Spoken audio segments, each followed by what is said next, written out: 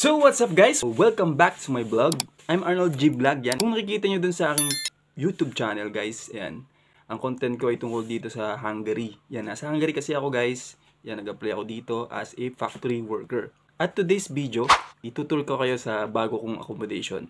So guys, kung napanood mo na yung aking unang accommodation tour, so guys, lumipat na kami. Yan. Pero binanggit ko doon na temporary lang kami doon sa accommodation na yon. Nilipat kami ng accommodation.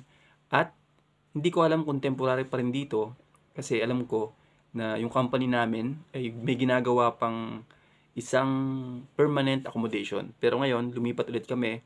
Hindi ko alam kung bakit. Siguro, sama-sama nila yung mga Pinoy dito sa company ko. Yan. Kasi hiwa-hiwalay kami. Pero may mga Pinoy pa rin na kasama natin dito na nasa ibang accommodation. So guys, yon. Nakita nyo naman sa title ko and thumbnail ko na accommodation tour ulit kami. Titingnan natin kung mas okay ba dito sa napalipatan ko or yung dati kong accommodation. At para na rin mabigyan ng idea kung ano yung pupuntahan ng mga aspiring factory worker dito sa Hungary, sa Budapest, especially dun sa mga nag-apply sa Samsung SDI company. Yan, sa Samsung SDI. And then guys, tara, umpisa natin syempre. Hindi ko muna ipapakita itong room ko. Ayan, room namin. Hindi ko muna ipakita. Sa last na, umpisa natin dun sa labas. O sa labas ng accommodation. So guys, tara, baba muna tayo at silipin natin yung labas hanggang sa loob. Let's go!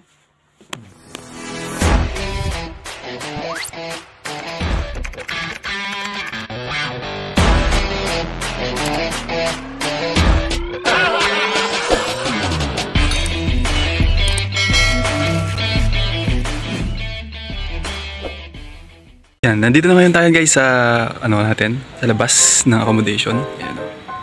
Ayan yung labas ng accommodation namin. Yan. Ayan, pakita ko sa inyo yung harap. So guys, ito yung harapan namin, ayan, yung Tan Hotel or Tani Hotel.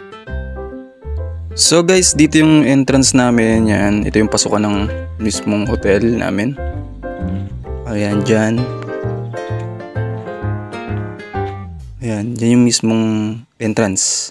And then dito sa may gilid, dito sa gilid ng bandang entrance, ayan, yan yung smoking area. Ayan, dyan lang pwedeng magsigarilyo. Ayan, at tumambay. Ayan, pwedeng tumambay dyan kaso malamig. So guys, pasok tayo sa loob. Ayan, kailangan mo pa rin i-scan yung iyong RFID. So ayan guys, ito yung lobby namin. Ito yung lobby, medyo malaki yung lobby namin yan. Hindi kami pwedeng tumambay. May billiard dyan kaso hindi gumagana. Ayan. Yun yung lobby. So, lagyan natin magandang montage to. Let's go!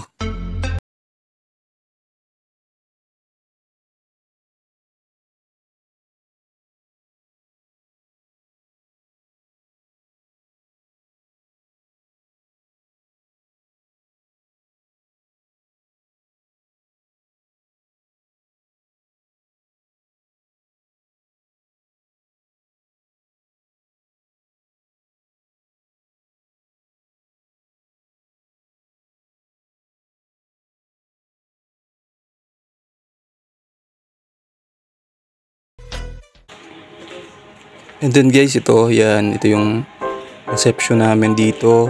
Then meron ditong ayan, meron ditong bendo. Yan, pwede kang bumili dyan ng coffee, ice coffee or energy drink. And then dito yung kusina, yung kitchen. Yan, ito yung loob ng kitchen namin guys. Ayan, si Lester at saka si Paul. Luto sila dito guys. Ayan, yung kitchen namin. Ayan, may lababo, may lutuan. Kamay man bagang tulong ni malang. Ano? Ito may sinag.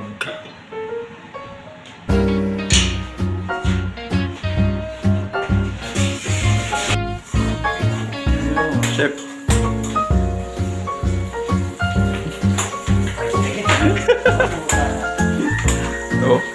Oh, dalawa. Master. Master chef.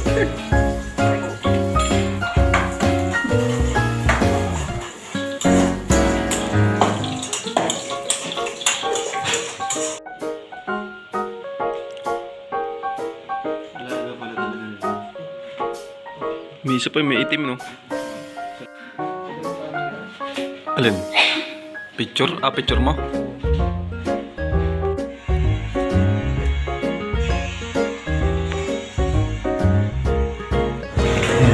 Dito. Yeah.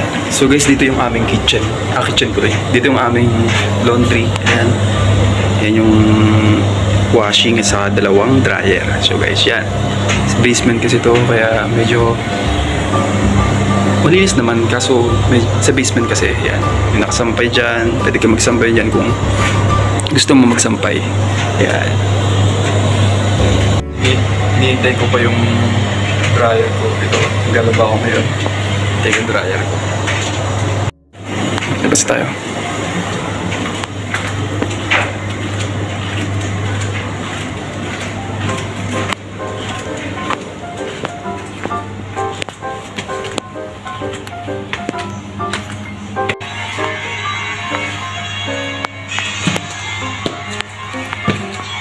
So guys, akit tayo.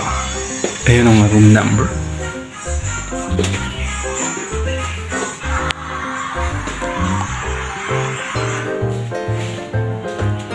Dami ditong salamin guys. Oh. Tayo.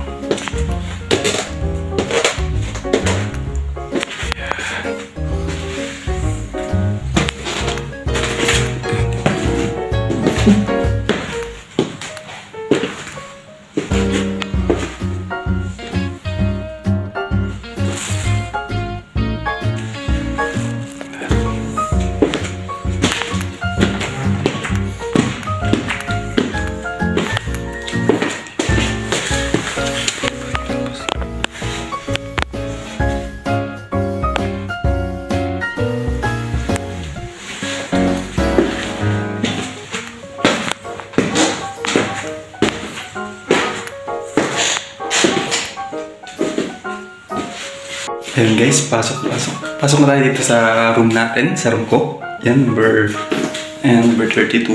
Ito yung room ko sa 3rd floor. Ayan, pasok tayo. Tara. Ito. Ayan. So guys, ayan, dito. Makikita nyo may isang room, may isang bed dyan.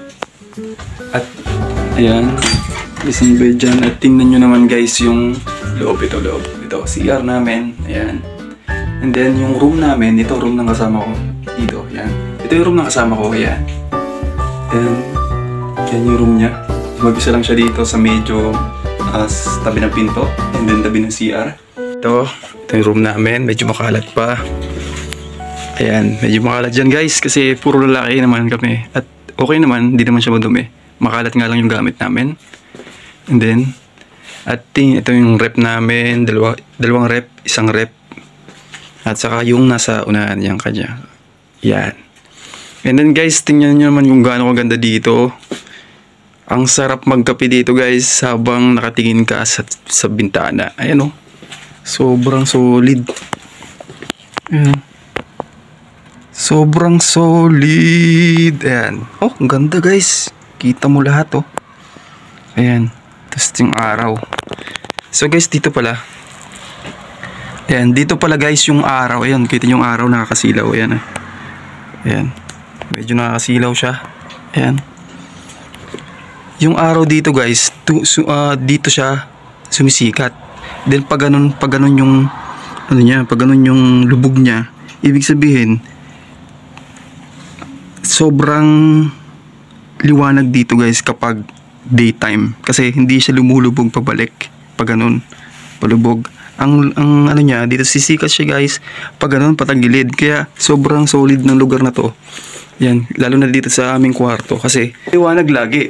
Sisikat siya dun sa gilid, lulubog siya dun sa gilid. So guys, sobrang ganda ng lugar, sobrang ganda ng location namin. Tas ang ganda pa nung kapaligiran, kita mo lahat at talagang nakaka-relax pag gabi guys. O pag umaga, lalo na. Habang nagkakape ka dito. Yan, habang nagkakape. Tapos nakatambay ka lang dyan, nagigitara. Sobrang solid guys ng lugar. Ito yung CR namin guys. Yan. Medyo magulo nga lang dito guys kasi yan, aayusin ko pa. Ayan, may CR dyan. Ayan. Ito bathtub. Ayan yung aming ano, tapos meron pa ditong bintana. Ayan. Tapos dito, yan. Ayan yung aming lababo ng CR. Hindi yung mabasahan yan guys. Yan. Kaya sobrang ganda. Kasi may sarili kaming CR sa loob. Ayan. So okay na rin yun. Yung kitchen namin, pinakita ko yan sa baba. Ayan. Tingnan nyo naman yung ano, yung paligid namin dito. Gigising ka sa umaga, ganyan makikita mo. At sa gabi, maliwanag pa rin yung mga ilaw. Makikita mo dyan yung mga ilaw.